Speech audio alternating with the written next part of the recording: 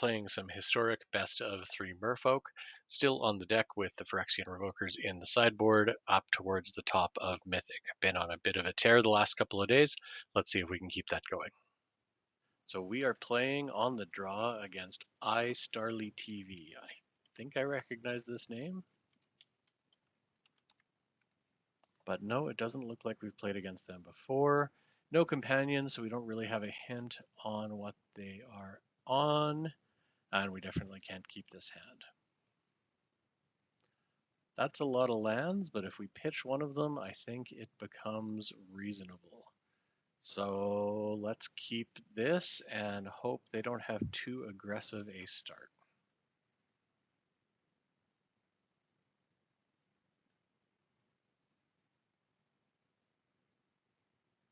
Mana Confluence. Okay. We're going to put a Breeding Pool in tapped. Doesn't reveal too much about what our deck is. This is going to be Boros Convoke. Oh no, Hammer Time with Stoneforge Mystic. This is the second time I've come up against this deck since Outlaws came out. And that'll be interesting. That gives me an option to not reveal what our deck is here. So I'll play a Botanical Sanctum and then hope I can catch that sword with a Vidalian Hexcatcher. He probably thinks he's reasonably safe behind that Esper Sentinel from our real counterspell, but ours happens to be on a body. Oh, I guess he can Stoneforge it into play. I wonder if he will. Mycosynth Garden. Yeah. Playing the Sword of Forge and Frontier. Do I cast and block an Esper Sentinel here? Protection from red and from green. So my Tunnel Guides won't be able to block the creature that gets this. No, I think we take 1 damage here. We're going to play a Hexcatcher. Mutavault will be good here because it can block and survive next turn. So we're going to play a Tunnel Guide. Oh, you know what I should have done there is attacked in with the Hexcatcher and eaten the Esper Sentinel if he blocked. So let's pass and act like we meant to do that the whole time. Alright, he's going to equip it. We're not going to be able to block with the Tunnel Guide. I doubt he'll attack with the other 2 creatures. So they are going to be able to play up to 2 cards. We're hoping they don't hit lands here. Keeping them off lands and getting a tempo advantage is our best bet, but we don't get that lucky. He gets another Mana Confluence. At least he's taking damage from them. Ornithopter, we don't care about that much, except that it can wear artifacts until he casts a Retrofitter Foundry. We are in pretty bad shape here. Play a Cavern of Souls. Play another Tunnel Guide. Pump up the one that's there. Collected Company next turn could be relevant. So let's get in with this Tunnel Guide, because the creature we care about wearing that sword can't do it. So maybe he uses the Retrofitter Foundry and offers to trade here, and we can get him with the Hexcatcher. Okay, no, he's just going to block and then Retrofitter Foundry. That is all right.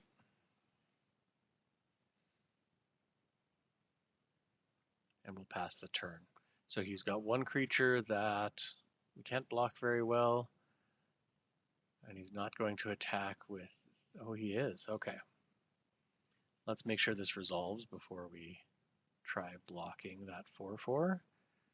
And we're going to put both of those tokens if we get the opportunity, or both of those counters if we get the opportunity, on the Tunnel Guide. Alright, we've got a nice big 6/6 here to block his 4/4. Doesn't look like he's got a trick, that's great. But he does get the cards out of this.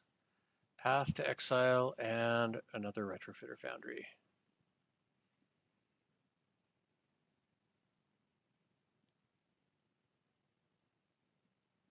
Oh, I wonder if he has a second one in his hand. I guess we will find out. If we're going to see more Path to Exile in the format, I might have to start running a second basic island in this deck. Second Retrofitter Foundry isn't super relevant, except it makes them a little bit Tishana's proof. Another Ornithopter. That's not good for us.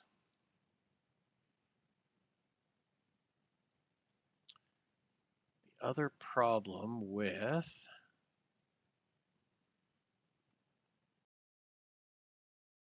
the Path to Exile that I didn't think of at the time is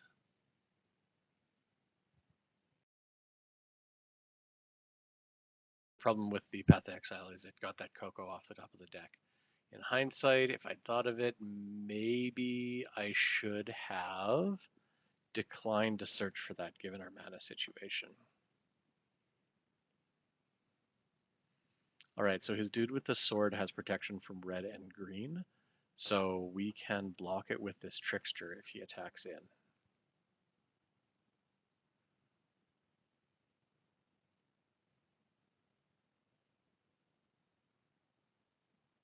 We're going to try and pump up the Trickster, really hoping not to draw lands at this point.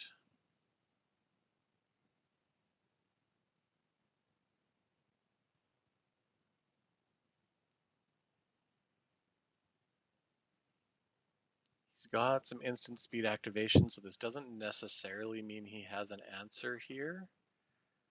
But the smart thing to do if he has a path or something else that can destroy that Trickster in hand, to cast it now before we resolve those Tunnel Guide boons.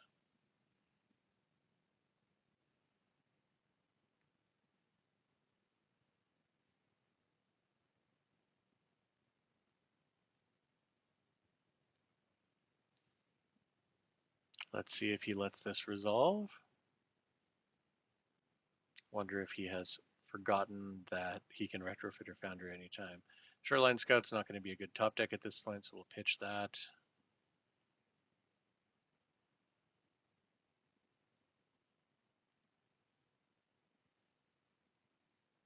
Hopefully we don't hit a land unless it happens to be beside you.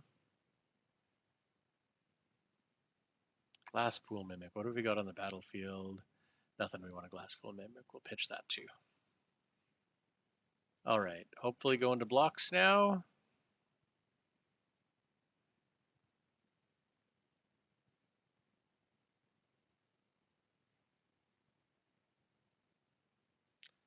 Getting to get the Esper Sentinel here is good. We're going to block with two. Might as well block with three things, just in case he has something. Never know what he has in hand. And if he has something that can do 14 damage, we were going to lose anyway.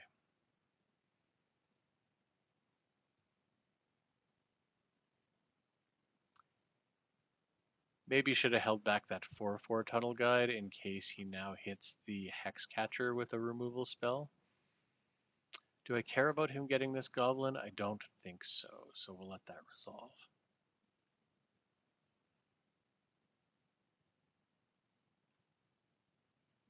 Alright, we got back into the Coco range. We're going to play this Breeding Pool tapped. Collected Company for 4 of our mana, and then we have 2 left up for anything we might draw off of a Silvergill. So I think with a Coco up, let's get in with those 2 5/5s. And if he Retrofitter Foundries, at least we can attempt to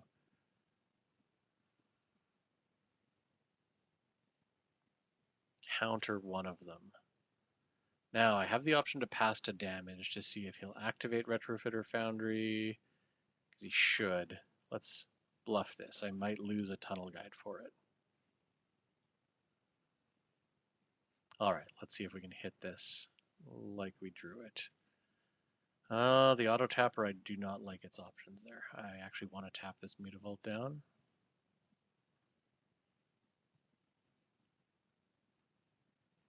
And keep up 2 mana in case I hit a Trickster. Oops.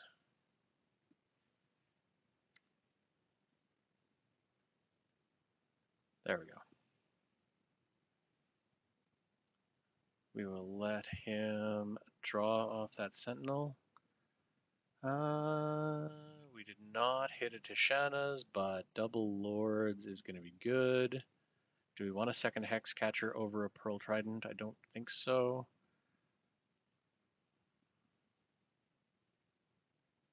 Let's beef up that Hex Catcher. Oh, beside you off of the Tunnel Guide. That's great. This gives us more options. If he's going to suit up with that sword and then attack, we can hit it with the land. And then block whatever he's attacking with. Reasonably happy after hitting that collected company. Feels like we're in great shape. I really do wish his deck was Jeskai and not red-white though. That would go a long way for evening the odds. I suspect he's going to stop letting us get him at instant speed here and play a little more carefully. And that double Retrofitter Foundry is going to be a tough combo to play through, especially if he gets the Fable of the Mirror Breaker going. We will actually probably need to keep our Beside You for that enchantment in case this game goes long. But we do have a lot of beef on the board. 3 creatures that can outmuscle the 4/4s that the Retrofitter Foundry are creating at least allows us to pressurize. And either he's thinking a lot or might be roping. Roping in game 1 when it stops going your way would be a little odd, but definitely not completely unheard of given how far ahead they seem to be earlier on this game.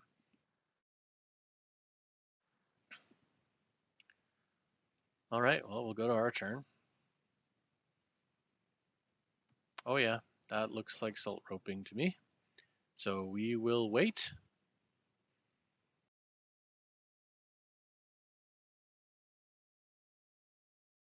Well, yeah, that's an unfortunate end. That was an interesting start to the deck. Going to sideboard against this deck, we're going to bring in 2 Revokers against those Foundries. Mind Singers are great against Esper Sentinels, and nothing like getting to take those over. Tishana's Tidebinder, of course, helps against artifacts, Retrofitter Foundries, and Stoneforge Mystics. Now the question of whether we want to bring in Tail Swipe or Sleep. I think if we need Sleep, they're probably too far ahead anyway. It didn't seem like this is going to go super wide, and they're relying on those 4/4s to outmuscle us.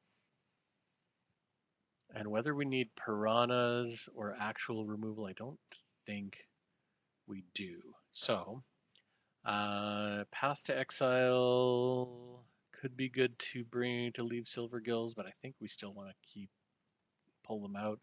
Don't need a lot of 2-for-1s here. And then the next least relevant creature. The Tunnel Guides help dig us a long way through the deck. We might need some evasion with the Kamena.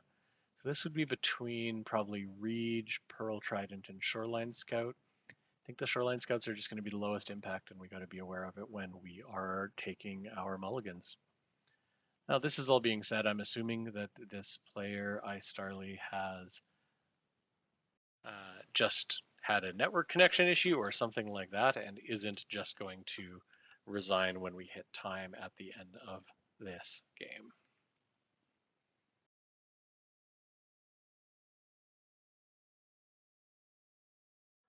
Oh, that looks like it might not have gone completely to time. So hopefully we're looking at a real game here.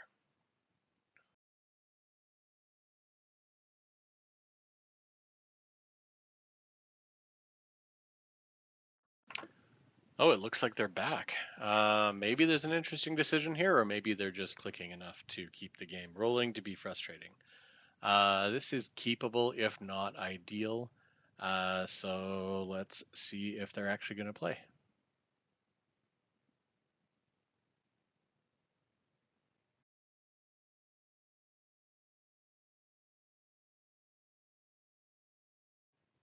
Oh, they're present, looking at their hand. I was just about to say, it'd be great if we could draw a tapped land here. So we'll put our Glasspool Shore in, and then it'll be Cavern of Souls next turn. Could make the argument to hold up the Hexcatcher, actually. Stoneforge is going to be able to put equipment directly into the battlefield, and that is probably what they will do. Let's see what they pull out of their deck here.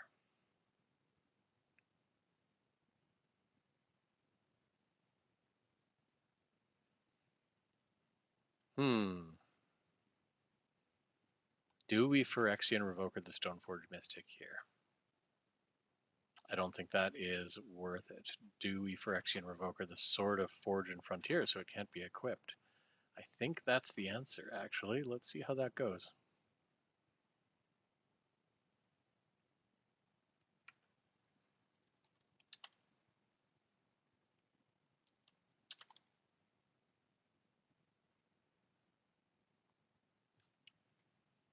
Well, if it wasn't network issues and they were assault roping before, I'm sure that will get more of a reaction.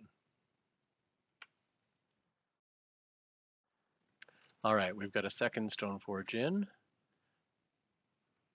Assimilation Aegis.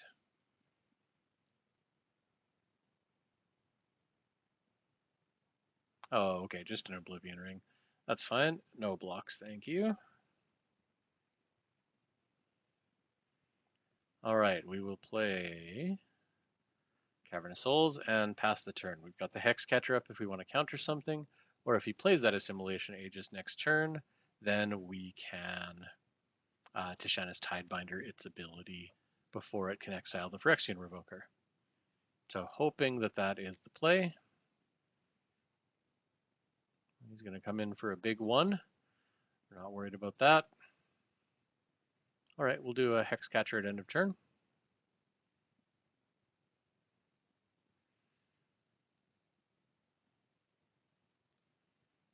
All right, we still don't want to attack here.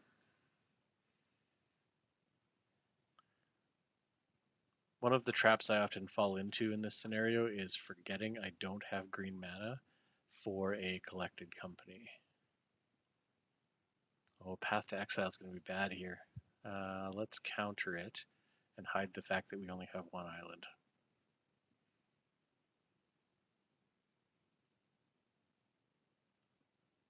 All right, let's see what his play is.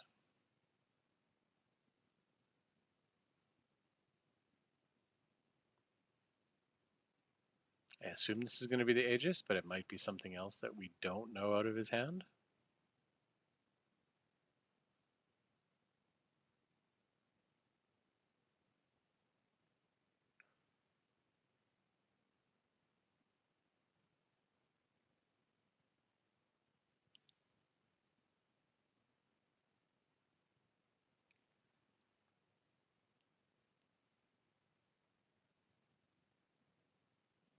I did not know this was a thing. Interesting. Okay.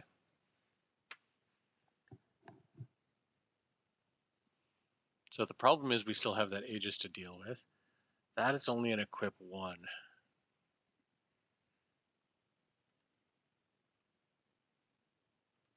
All right, we're going to let that Ranger Captain go off. And we're going to have to Tishana's that Jute.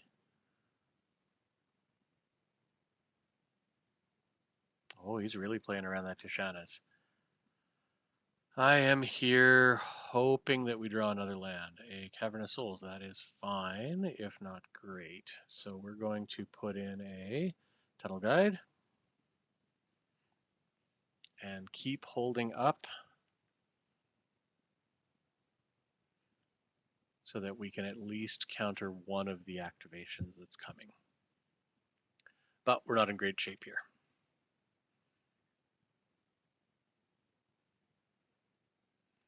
I think he's got a good read on the Tishana's Tidebinder and is clearly playing around it. So we will counter the GTA here. I anticipate that means he will use the Stoneforge Mystic to put that Assimilation Aegis in, get rid of the Tishana's Tidebinder, and then reattach the GTA. But at least we are forcing them to use the tempo. We have to pitch that collected company to get a green land.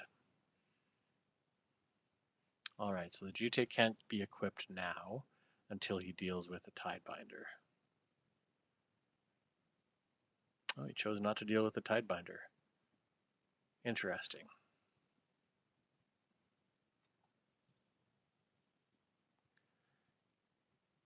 So do we go on the offensive here? Stoneforger activates at instant speed, right? Yes. So that assimilation agents can come in any time.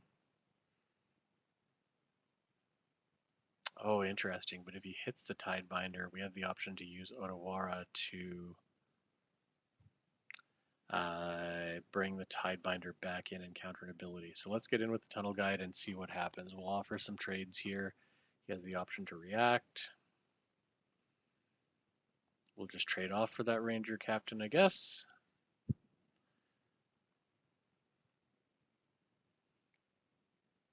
Well, let's let him potentially hit something.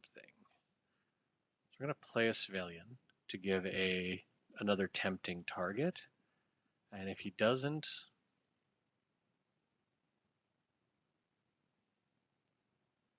what do I target here? Let's put it on the Civilian. I think that's the less tempting target for the Aegis activation. Alright, he's going to take the Civilian. And that leaves the Tidebinder, keeping the GTA from being equipable. And then we will play our Pearl Trident. That on Tidebinder, we're risking it getting past here. Cenote Scout's not good enough. We need to pitch that. We're still digging for that green land. We're going to keep the Otawara in hand in case we can make use of it later.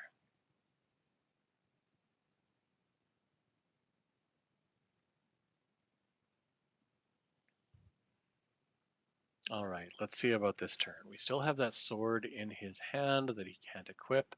The GTA disabled with the Tidebinder, but that's a pretty precarious situation depending on what kind of removal. I'm surprised he hasn't cast that Fervent Champion yet. It seems weird to hold up when he had the Mana Confluence available.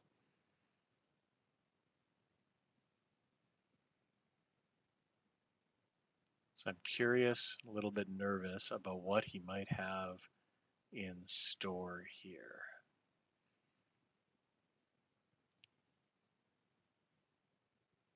Last game he definitely played a little more aggressive and fell into my tricks. Another Ranger Captain's not terrible. Gets to get another 1-drop and put it in hand. Okay, so he can destroy the Tidebinder again at instant speed. We're going to put a Breeding Pool in untapped and play a Pearl Trident here.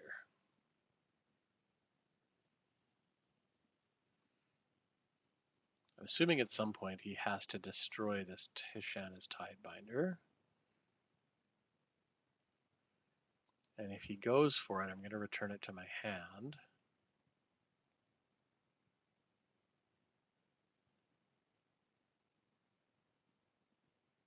And then that will deal with the adventure on that giant killer and not let him cast the creature side of it.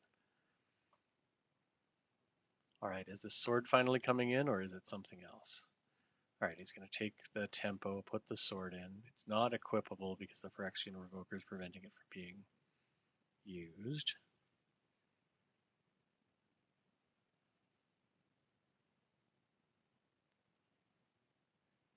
Retrofitter Foundry, that's fine. It's very strange that he has not activated that yet. Alright, so we're going to get in with the Mutavault and the Tishanas here. Gives him 2 potential targets for that giant killer. And with this kind of power, alright, so we're going to Otawara the Tishanas. Put it back in my hand for use on a future turn so I can redisable that Jite. Oh, Fragment of Reality, that's fine. So Otawara will fizzle that spell and send the giant killer to the graveyard so it can't come into block.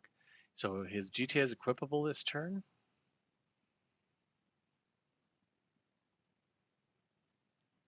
That is a triggered ability, so I will be able to counter it.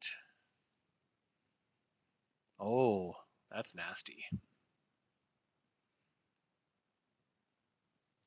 He loses that Stoneforge's ability to...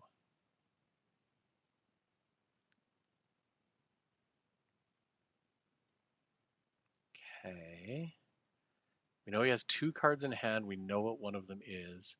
That sword isn't equipable. I think we can fairly safely Merfolk Trickster this copy of Svelian now.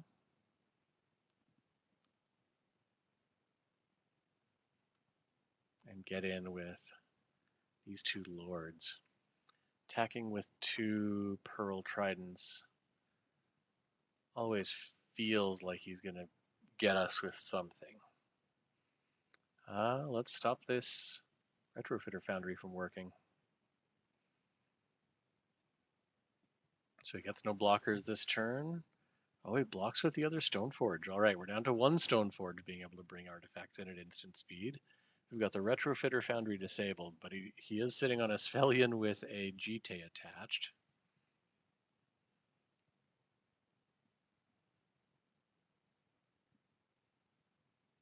Six mana, this is terrifying. What has he got in hand? A Farewell? That would totally blow my mind. All right.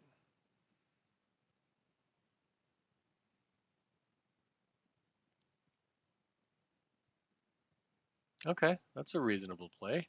Suit up a Fervent Champion and get in there. Oh, wow, yeah, that worked out great for him. Pearl Trident, we'll just play it. I don't think we're going to block here. We're going to take 7 this turn.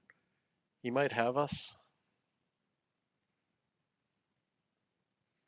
This is a heavily OTJ deck. Oh, Shadow Spear getting him lifelink. That's going to get him back into the game. Pretty much need a collected company to have a shot here.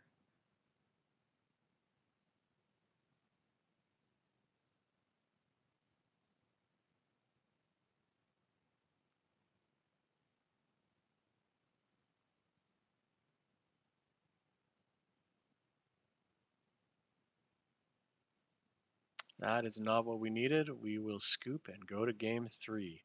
All right, knowing his strategy is more creature and equipment heavy than we thought, we're going to change up our sideboard plan here and bring in our removal suite, essentially, our Eaten by Piranhas and our Tail Swipes. Means we're going to have to take out another Shoreline Scout.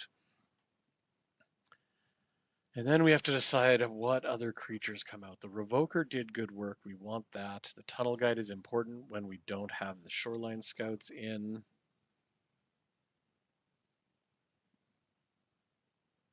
Kamena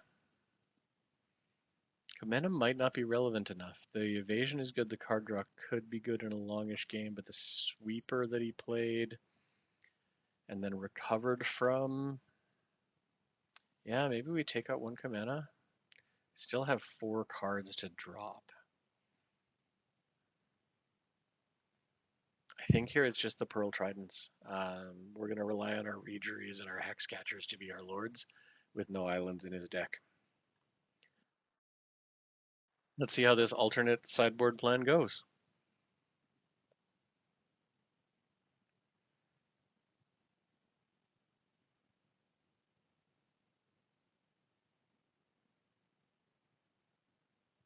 I've been saying in a couple of the previous videos that I'm looking forward to seeing more decks with Thunder Junction cards in them, and this one has a ton.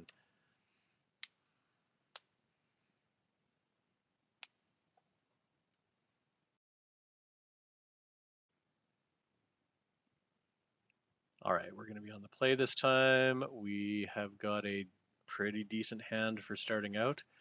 With the Path to Exiles, I would have loved that island to be in our deck and not in our opening hand, but we will keep this. So obvious first turn, we're digging for lands with the Cenote Scout. We're going to pitch anything that is a non-land. And luckily that's a copy of a legend that we already have in hand. See what he starts out with. We're going to be really upset if it's a Retrofitter Foundry and an Ornithopter. Most of his other starts will be pretty fine for us. In hindsight, I think we could have considered taking out the Svellians with the Path to Exiles in the deck. Oh, interesting. Is he going to hit Mutavault on turn 1? Oh, he doesn't want me countering his spells. Fair. Alright, here comes the Cenote Scout.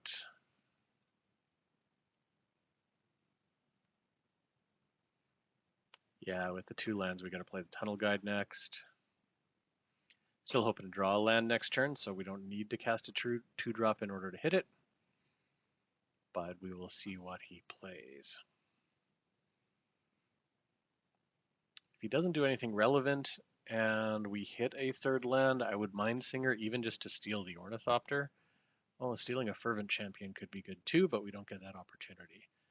So let's swing in. We will Hexcatcher here, put the counter on the Tunnel Guide, pitch that Tidebinder, and hit him for 6.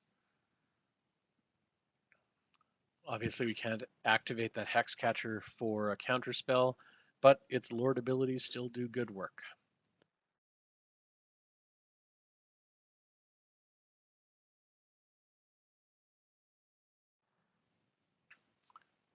Worth noting that these sack lands like Sunbaked Canyon, sometimes you can get them with the Tishanas. Oh, a giant killer on a Tunnel Guide. I'm happy about that play. Alright, Merfolk Trickster, we will hold up. Let's get in, see if he goes for the block on the Hexcatcher.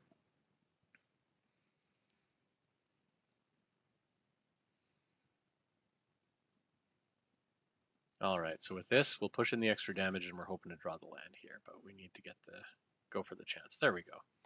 It's tapped, but I had nothing I could have played this turn anyway, so that's not the end of the world. Puts us into Mindsinger range that would allow us to steal that Fervent Champion, and with haste we could attack with it that turn. We don't have any knights to take advantage of it, but it's still something.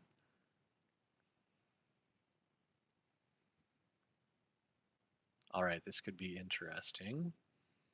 What does it have protection from? Red and green, and I've got yep, he figured it out too. We had the power on the board, so being on the play gave us the advantage we needed against that deck after a bit of an awkward start with that timing out in game 1. That is interesting. I'm going to go have to check out that deck list and see what it's made of now that I've seen it in play.